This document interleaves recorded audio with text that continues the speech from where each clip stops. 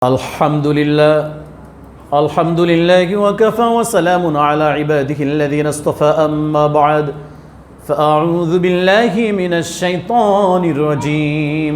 সবাই আমার সঙ্গে আল্লাহর কাছে শয়তান থেকে বাঁচার জন্য প্রার্থনা করেন। আউযু বিল্লাহি মিনাশ শাইতানির রাজীম। বিসমিল্লাহির রাহমানির রহিম।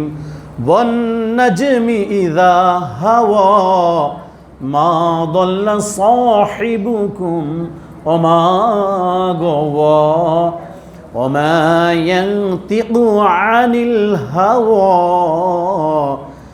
إن هو إلا وحي يوحى علمه شديد القوى وعن أبي هريرة رضي الله تعالى عنه قال قال رسول الله شباب درود برن صلى الله عليه وسلم كل أمتي يدخلون الجنة إلا من أبى قالوا يا رسول الله صلى الله عليه وسلم ومن يأبى قال من أطاعني دخل الجنة ومن عصاني فقد أبى رواه البخاري وقال الله تعالى في شان حبيبه أعوذ بالله من الشيطان الرجيم بسم الله الرحمن الرحيم إن الله وملائكته يصلون على النبي يا أيها الذين آمنوا صلوا عليه وسلموا تسليما সবাই درود পড়ি اللهم صل على محمد وعلى آل محمد كما صليت على إبراهيم وعلى آل إبراهيم إنك حميد مجيد اللهم بارك على محمد وعلى آل محمد كما باركت على إبراهيم وعلى آل إبراهيم إنك حميد مجيد। আজ 29 নভেম্বর 2024 খ্রিস্টাব্দ জুমার দিন। আল্লাহ সুবহানাহু ওয়া তাআলা আমাদেরকে জুমার নামাজ প্রতিষ্ঠিত করার জন্য আল্লাহর ঘরে এসে বসার তৌফিক দিয়েছেন। এজন্য অন্তরের অন্তঃস্থল থেকে শুকরিয়া আদায় করি, কৃতজ্ঞতা জ্ঞাপন করি, সবাই বলি আলহামদুলিল্লাহ। আজ জমাদিউল আউয়াল মাসের 27 তারিখ 1446 হিজরি জুমার দিন। মহান আল্লাহ সুবহানাহু ওয়া তাআলা আমাদেরকে জুমার নামাজ কায়েম করার জন্য পুত পবিত্র হয়ে সর্বোত্তম পবিত্রতা অর্জন করার মাধ্যমে আল্লাহ সুবহানাহু ওয়া তাআলা আল্লাহর ঘরে এসে বসার সুযোগ দিয়েছেন। এই জন্য অন্তরের অন্তঃস্থল থেকে আরও একবার শুকরিয়া আদায় করি, কৃতজ্ঞতা জ্ঞাপন করি, সবাই বলি আলহামদুলিল্লাহ। শুরুতেই বলতে চাই, হিন্দুদের একটা সংগঠন আছে ইসকন। এই ইসকন এত কঠোর, এই সংগঠনে যারা সদস্য বা যারা এর পরিচালক, এরা এত কঠোর, এদের টার্গেট হচ্ছে মুসলমানদেরকে চিরতরে পৃথিবী থেকে বিদায় করবে। বলেন নাউজুবিল্লাহ। ওমাকারু ওয়ামাকারাল্লাহ ওয়াল্লাহু খায়রুল মাকিরিন। আল্লাহ সুবহানাহু ওয়া তাআলা বলেছেন কাফেররা ষড়যন্ত্র করবে আর আমি আল্লাহ পরিকল্পনা করব। আল্লাহই হচ্ছেন উত্তম পরিকল্পনাকারী। বলেন সুবহানাল্লাহ। তাই এই ইসকন গত কয়েকদিন আগে আপনারা দেখেছেন, এদের যে প্রধান, একে বাংলাদেশ সরকারের আইন অনুযায়ী গ্রেপ্তার করা হয়েছে। এই শয়তান বাংলাদেশের পতাকাকে নিচেই লাগিয়েছে, ওদের পতাকা উপরে লাগিয়েছে। এছাড়াও দেশদ্রোহী, এর কাজ তো দেশদ্রোহী। এছাড়া অনেক কাজ করেছে যেটা দেশের আইনের বাইরে, মুসলমানের বাইরে, যেখানে 96% মানুষ, 95% মানুষ মুসলমান, সেই দেশে হিন্দুরা মুসলমানদেরকে বিদায় করে দেবে, এ হতে পারে না। এদের টার্গেট দেখেন কি করেছে। এরা ঘোষণা করেছে সাইফুল ইসলাম, অ্যাডভোকেট সাইফুল ইসলাম আলিফকে তারা মেরে ফেলবে। কেন? এই অ্যাডভোকেট সাইফুল ইসলাম আলিফ যারা কাফের থেকে মুসলমান হতো, এদেরকে মুসলমান হলে সরকারিভাবে এফিডেভিট করা লাগে। এই দায়িত্ব এই অ্যাডভোকেট সাইফুল ইসলাম আলিফ উনি করতেন। আল্লাহ ওনাকে জান্নাতুল ফেরদাউস নসিব করুক, বলেন আমিন। আল্লাহ ওনাকে শাহাদাতের মর্যাদা দান করুক, বলেন আমিন। প্রকাশ্যে দিবালয়ে এই ইসকন সহ বাংলাদেশের অধিকাংশ হিন্দুরা ওখানে একত্রিত হয়ে তাকে জবাই করেছে, হত্যা করেছে। আল্লাহ শোকাহত পরিবার, যার আম্মা ছেলের মাথা দাফনের আগে বারবার করে হাত বুলিয়েছে, পর্দানাসীন সেই আম্মাকে সবরে জামিল করার তৌফিক দান করুক, বলেন আমিন। সেই পরিবারকে ভাইজান যিনি শাহাদত বরণ করেছেন, তার স্ত্রী, সন্তান, পুত্র যারা রয়েছে, মা বাবা, ভাই বোন, আত্মীয় স্বজন সহ আমাদেরকেও সবরে জামিল করার তৌফিক আল্লাহ পাক দান করুক, বলেন আমিন। আল্লাহ সাইফুল ইসলাম আলিফকে শাহাদতের মর্যাদা সহ জান্নাতুল ফেরদাউসের উঁচু মাকাম দান করুক, বলেন আমিন।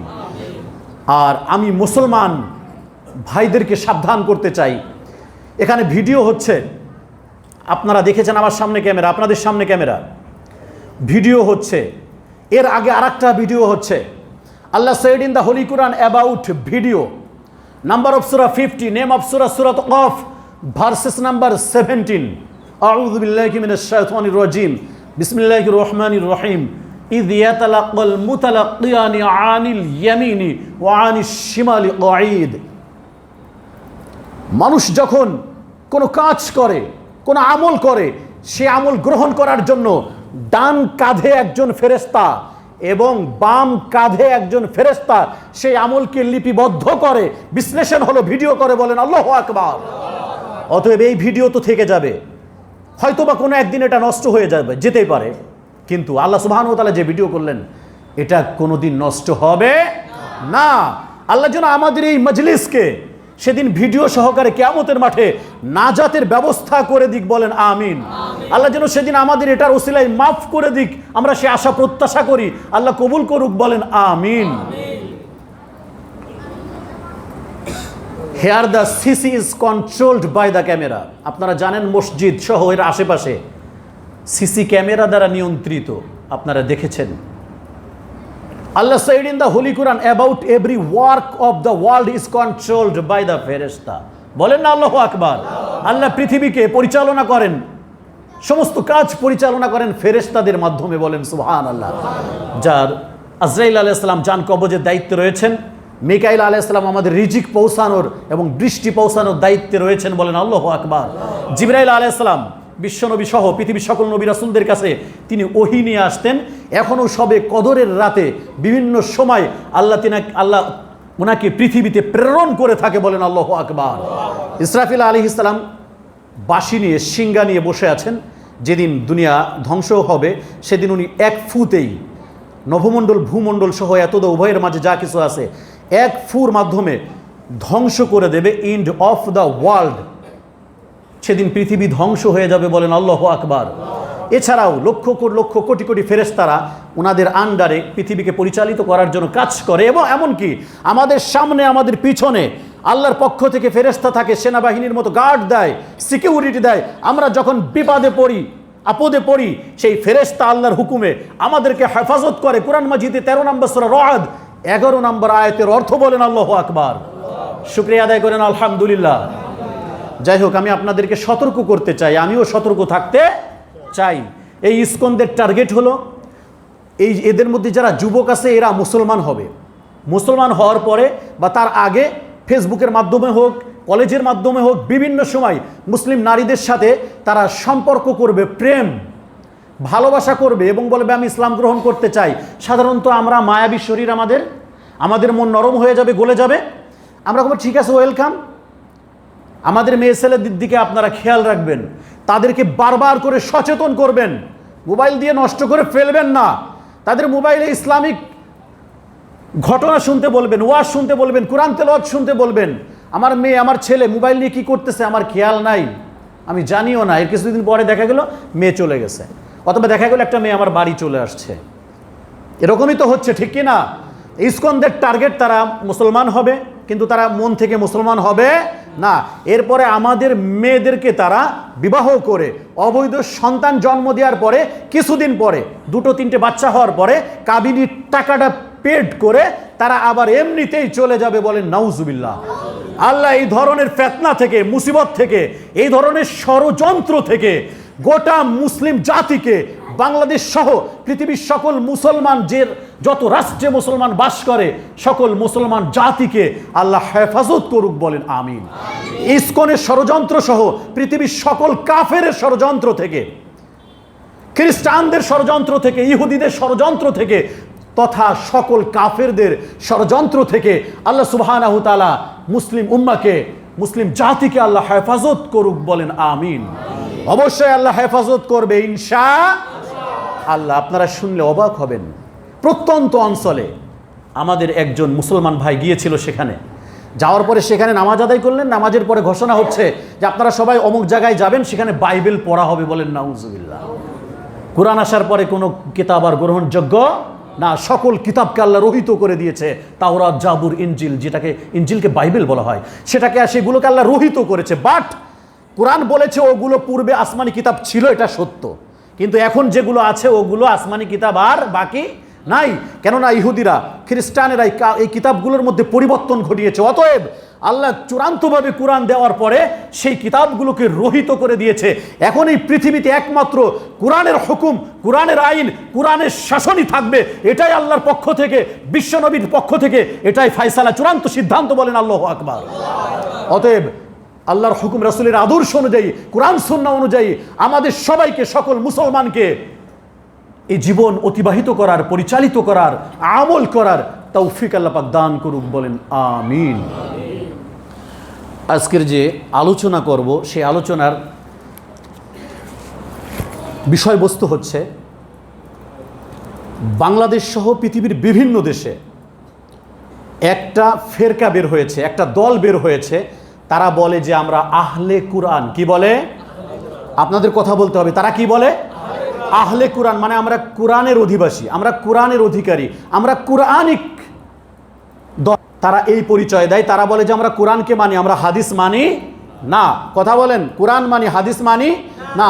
যারা কোরআন মানে, হাদিস মানে না, রাসূলকে মানে না, তারা কাফের, বলেন নাউজুবিল্লাহ।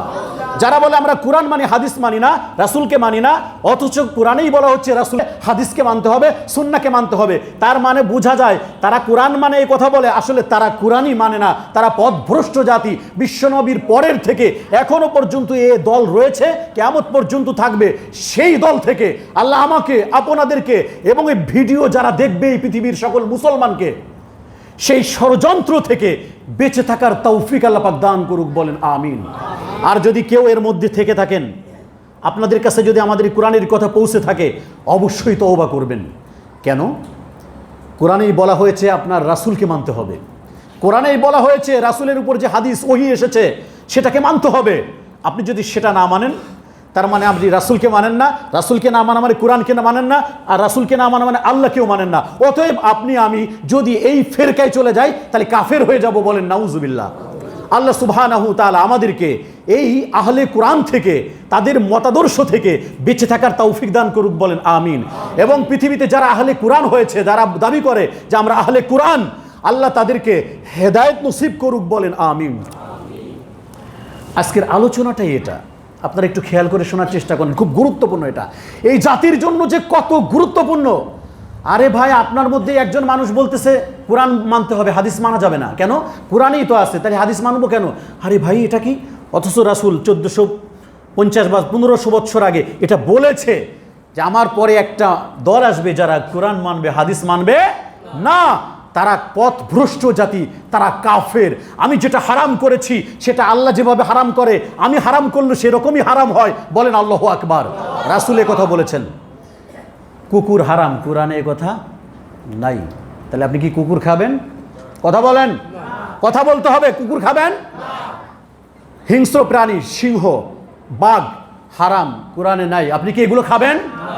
সাপ, বিচ্ছু, যেগুলো বিষাক্ত প্রাণী, যেগুলো হারাম করেছে আল্লাহ, রাসূল এবং আল্লাহ সেটা বলেছে হ্যাঁ এটা হারাম, আপনি কি সেটা খাবেন?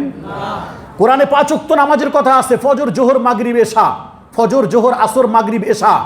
কিন্তু জোহরের নামাজ, ফরজ নামাজ 4 রাকাত, আসরের 4 রাকাত, মাগরিবের 3 রাকাত, ইশার 3 রাকাত, ইশার 4 রাকাত এবং ফজরের 2 রাকাত। কোরআনে এ কথা বলেন, কোরআনে এ কথা নাই। তাহলে একে আপনি এই রাকাতগুলো ছেড়ে দেবেন? এই রাকাতের সিস্টেম দেখাইছে বিশ্বনবী মুহাম্মদুর রাসূলুল্লাহ, সবাই বলেন সাল্লাল্লাহু আলাইহি ওয়াসাল্লাম। আর আল্লাহর রাসূলকে আদেশ করেছেন কে? যে আপনি এইভাবে এইভাবে আপনার উম্মতকে দেখান, আমার বান্দাকে দেখান, আপনি যেভাবে দেখাবেন এটাই আমার আদেশ, আমি যেভাবে বলবো আপনি ওটাই বলবেন। আপনাকে অনুসরণ করলো যে, অবশ্যই সে আল্লাহকে অনুসরণ করলো, বলেন সুবহানাল্লাহ। কোরআন মাজিদের 4 নম্বর সূরা নিসার 80 নম্বর আয়াত। তাহলে আমরা আহলে কোরআনদের কোনো কথা শুনবো না। আমি এখন আপনাদের সামনে দলিল উপস্থাপন করতেছি, একটু খেয়াল করেন। আহলে কোরআনরা বলে আমরা কোরআন মানবো, হাদিস মানবো না। হাদিস মানবো না মানে রাসূলকে মানবো না। আর আমাদের কথা হলো, যারা এই কথা বলে তারা কোরআনও মানে না, রাসূলও মানে না, হাদিসও মানে না, আল্লাহকেও মানে না, বলেন নাউজুবিল্লাহ। কেন? আল্লাহ কোরআনে বলেছেন, কোরআন মাজিদের 3 নম্বর সূরা আলে ইমরান, আমি এখন দলিল দিচ্ছি, আপনারা খেয়াল করেন, এই কথাগুলো শোনার চেষ্টা করেন। কোরআন মাজিদের 3 নম্বর সূরা আলে ইমরান 31 নম্বর আয়াত, আউযু বিল্লাহি মিনাশ শাইতানির রাজিম, বিসমিল্লাহির রহমানির রহিম, কুল ইন কুনতুম তুহিব্বুনাল্লাহা ফাত্তাবিউনি ইউহিব্বুকুমুল্লাহ ওয়া ইয়াগফির লাকুম যুনুবাকুম ওয়াল্লাহু গফুরুর রহিম। রাসূল আপনি বলে দিন, রাসূল আপনি বলুন, তোমরা যদি আল্লাহকে ভালোবাসতে চাও, রাসূল আপনি বলেন তারা যেন আপনার, রাসূল বলেছে আমার অনুসরণ করো। এ কথা কে বলেছেন? তোমরা যদি আল্লাহকে ভালোবাসতে চাও আমার অনুসরণ করো। আমার অনুসরণ যে করো, রাসূল বলেছেন। এ কথা রাসূলকে বলার জন্য কে বলেছেন? তাহলে আল্লাহ তোমাদেরকে ভালোবাসবে, বলেন সুবহানাল্লাহ। তোমাদের জীবনের সব গুনাহ মাফ করে দেবে, বলেন সুবহানাল্লাহ। কোরআন মাজিদের 3 নম্বর সূরা আলে ইমরানের 132 নম্বর আয়াত, ওয়া আতিউল্লাহা ওয়ার রাসূলা লাআল্লাকুম তুরহামুন। আল্লাহ বলেন তোমরা আল্লাহকে এবং রাসূলকে অনুসরণ করো, তোমাদের উপর রহমত বর্ষণ করা হবে, বলেন সুবহানাল্লাহ। তাহলে আল্লাহকে এবং রাসূলকে অনুসরণ করার দরকার আছে না নাই? এখন আপনি যদি বলেন আমি কোরআন মানি, হাদিস মানি না, তার মানে রাসূলের কথা মানবেন না, মানে রাসূলকেও মানেন না। অথচ কোরআনেই বলা হচ্ছে আল্লাহকে অনুসরণ করো, রাসূলকে অনুসরণ করো, তার মানে আপনি কোরআনই মানেন না। আপনারা বুঝছেন কথা? তার মানে যারা বলে আমরা কোরআন মানি, তারা কোরআনই মানে না। কথা বলেন, তারা কোরআন মানে না। কেন? কোরআনে আসছে রাসূলকে অনুসরণ করো। রাসূলকে অনুসরণ করো মানে রাসূল যা বলেছে সব শোনো, রাসূল যে আমল করতে বলেছে সেগুলো করো। কেন? রাসূল নিজের থেকে কোনো কথা বলে নাই। কোরআন ওহী, রাসূলের কথা, রাসূলের হাদিস সেগুলো ওহী, বলেন সুবহানাল্লাহ। বুখারী শরীফের 1ম অধ্যায় কিতাবুল ওহী, কোরআন ওহী, রাসূলের বাণী যেগুলো আমরা হাদিস বলি সেটাও ওহী, আল্লাহ থেকে এসেছে। এটা আল কোরআন। কেন? কোরআন মাজিদের 53 নম্বর সূরা নাজম এর 1, 2, 3, 4 আল্লাহ বলেছেন রাসূলের কথাও হচ্ছে ওহী। ওয়ান নাজমি ইযা হাওয়া, কসম শপথ সেই নক্ষত্রের যখন তা অস্তমিত হয়ে যায়। মা দাল্লা সাহিবুকুম ওয়া মা গাওয়া, হে মক্কার কাফেররা শোনো, তোমাদের সাথী মুহাম্মদ সাল্লাল্লাহু আলাইহি সাল্লাম পথভ্রষ্ট হয়নি, বিপথগামীও হয়নি। ওমা ইয়ানতিকু আনিল হাওয়া, তিনি খেয়াল খুশি মতো কোনো কথা বলে না। ইন হুয়া ইল্লা ওয়াহয়ু ইউহা, হ্যাঁ এটা খালেস ওহী, যা তার কাছে প্রত্যাদেশ করা হয়, খবর পাঠানো হয়, তিনি সেইটাই বলে। তার মানে রাসূল যা বলেন সেটাও ওহী, বলেন সুবহানাল্লাহ। রাসূলের কথাও মানতে হবে, এটা আল্লাহ কোরআনে বলেছেন, ঠিক কি না? রাসূল যেটা বলেন সেটা ওহী। যেটার শব্দ আল্লাহর, অর্থ আল্লাহর, ভাষা রাসূলের, সেটাকে হাদিস বলে। ভাষা রাসূলের, শব্দ আল্লাহর, অর্থ আল্লাহর, সেটাকে হাদিস বলে। আর যার ভাষা, যার শব্দ, যার অর্থ তিনোটাই আল্লাহর, সেটাকে আল কোরআন বলে, বলেন সুবহানাল্লাহ। তবে দুইটাই ওহী আল্লাহ থেকে এসেছে রাসূলের কাছে, বলেন সুবহানাল্লাহ। আল্লাহ বলেছেন রাসূল আমার কোনো কথা বানায় বানায় বলে নাই। আরো দলিল দিচ্ছি, খেয়াল করেন। কোরআন মাজিদের 4 নম্বর সূরা নিসার 59 নম্বর আয়াত, ইয়া আইয়ুহাল্লাযীনা আমানু আতিউল্লাহ ওয়া আতিউর রাসূল ওয়া উলিল আমরি মিনকুম, হে ঈমানদারগণ তোমরা আল্লাহকে অনুসরণ করো, রাসূলকে অনুসরণ করো, এবং তোমাদের মধ্যে যারা জ্ঞানী শাসক তাদেরকেও তোমরা অনুসরণ করো। আল্লাহ আমল করার তৌফিক দান করুক, বলেন আমিন। সূরা নিসার 80 নম্বর আয়াত, মাইয়ুতির রাসূল ফাকাদ আতা আল্লাহ, যে রাসূলকে অনুসরণ করলো অবশ্যই সে আল্লাহকে অনুসরণ করলো, বলেন সুবহানাল্লাহ। তাহলে এর থেকে দলিল নেন, যে রাসূলকে অনুসরণ করলো না সে আল্লাহকে অনুসরণ করলো না। তাহলে যারা বলে আমরা আহলে কোরআন, কোরআন মানি, কোরআনেই বলা হচ্ছে যে রাসূলকে অনুসরণ করলো সে আল্লাহকে অনুসরণ করলো। তার মানে যারা রাসূলকে মানে না তারা আল্লাহকেও মানে না। কোরআন মাজিদের 33 নম্বর সূরা আহজাব, এই সূরার 21 নম্বর আয়াতে আল্লাহ সুবহানাহু ওয়া তাআলা ইরশাদ করেন, লাকাদ কানা লাকুম ফি রাসূলিল্লাহি উসওয়াতুন হাসানা, তোমাদের জন্য রাসূলের মধ্যে রয়েছে উত্তম জীবন আদর্শ। রাসূলের পরে কিয়ামত পর্যন্ত যত মানুষ আসবে রাসূলকে অনুসরণ করে, আনুগত্য করে, মডেল হিসেবে মেনে আল্লাহকে পেয়ে জান্নাতে যেতে হবে, বলেন আল্লাহু আকবার। রাসূলকে অনুসরণ করা ছাড়া আল্লাহকে পাওয়া সম্ভব না, আল কোরআন। কোরআন মাজিদের 33 নম্বর সূরা আহজাব 36 নম্বর আয়াত, যেটা সাহাবীদেরকে নিয়ে নাজিল হয়েছে।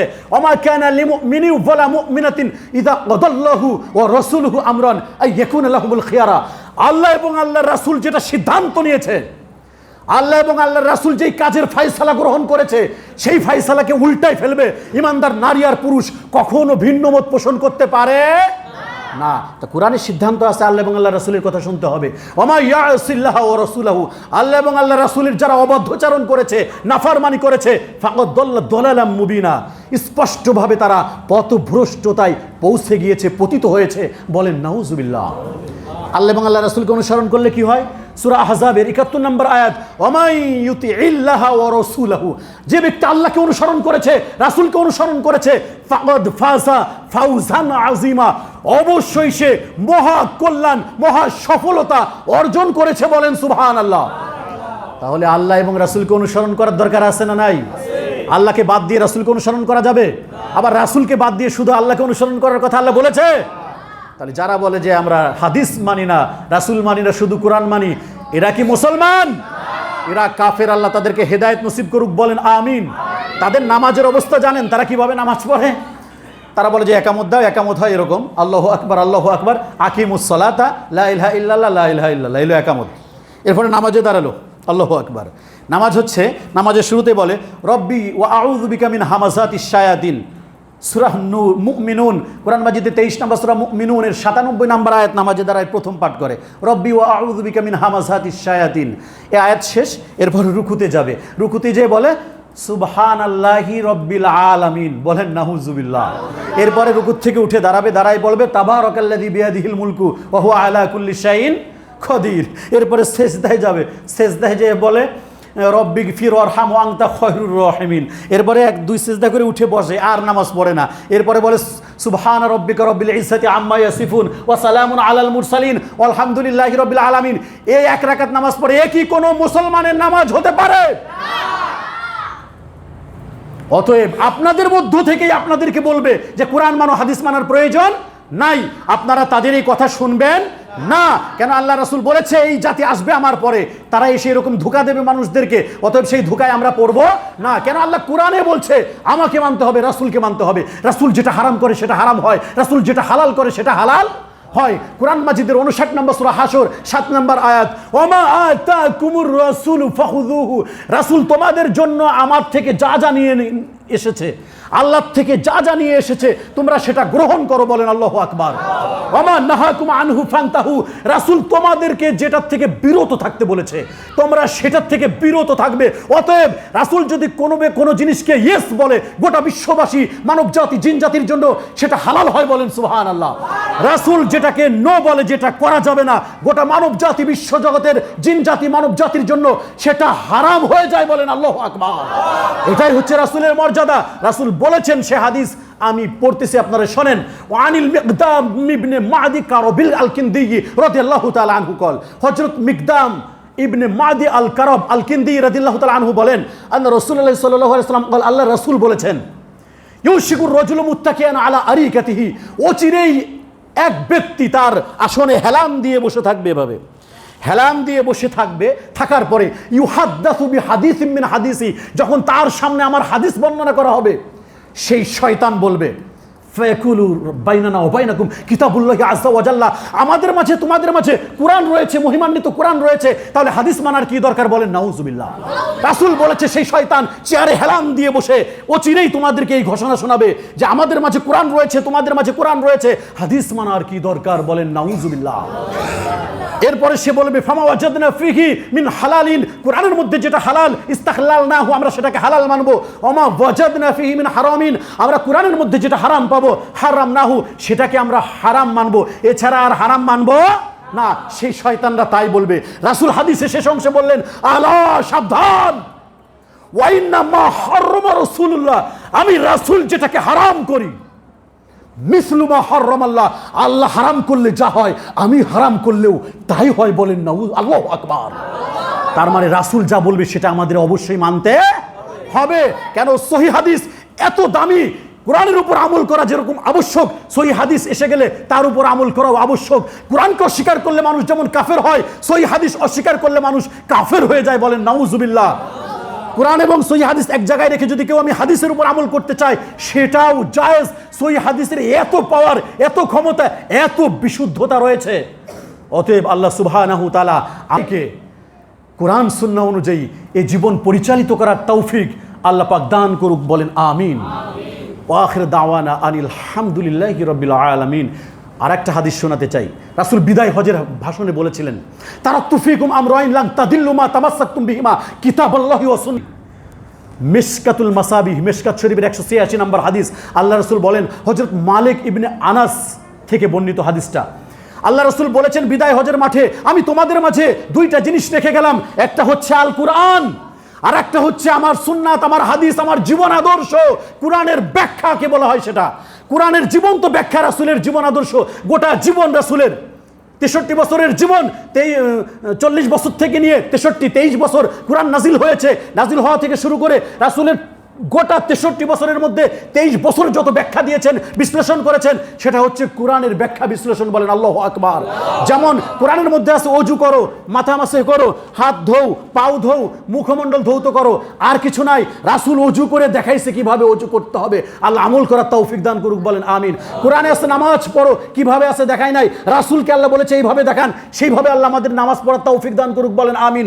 কোরআন একটা সংক্ষিপ্ত কিতাব, যার গভীরতা এত, রাসূল পৃথিবীতে সব দেখিয়ে গিয়েছে। আল্লাহ আমাদের কোরআন এবং সুন্নাহ অনুযায়ী আমল করার তৌফিক দান করুক, বলেন আমিন। রাসূল বলেছেন কোনো দিন পথভ্রষ্ট হবে না, কখনোই পথভ্রষ্ট হবে না, কোনো দিন পথভ্রষ্ট হবে না যারা কোরআন, আল্লাহর কালাম এবং আমার জীবন আদর্শ গ্রহণ করবে, বলেন সুবহানাল্লাহ। আল্লাহ আমাদের তৌফিক দান করুক, বলেন আমিন। ওয়া আখির দাওয়ানা আনিল হামদুলিল্লাহি রাব্বিল আলামিন। যারা পরে আসছেন 4 রাকাত ক্বাবলাল জুমার সুন্নাত নামাজ পড়ে নিন ইনশাআল্লাহ।